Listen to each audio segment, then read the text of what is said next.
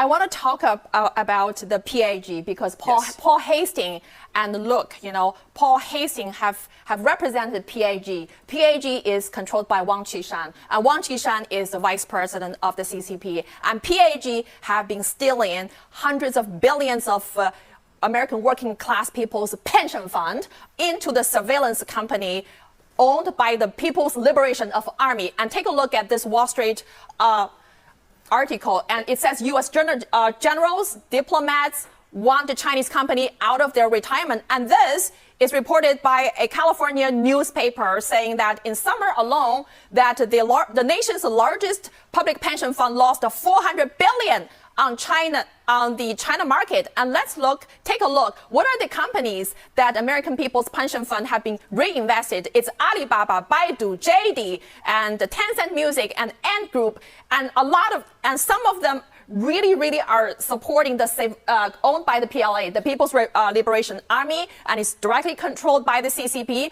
and using the slave labor in the Xinjiang concentration camp. $400 billion in the American People's Public Pension Fund has destroyed many American people's life. They are not the prominent law firm's partner. They are the nurses, firefighters, policemen, teachers. I mean, these are the really hardest working people, but they have been enslaved by people like by Paul Hastings, by PAG. And so those are the things that we need to talk about. But in this country, most of the mainstream media, even social media, are directly or indirectly controlled by the CCP or influenced by the CCP. That's why people are not going to hear this kind of story, but only through the Chinese whistleblowers. At the NFSC Speaks, we're going to talk about this. We speak truth to the power because people like Luke and Paul Hastings, they are the likes of the CCP. They work against not only the Chinese people's, the Chinese law-abiding's best interest, but they are also working against the American people's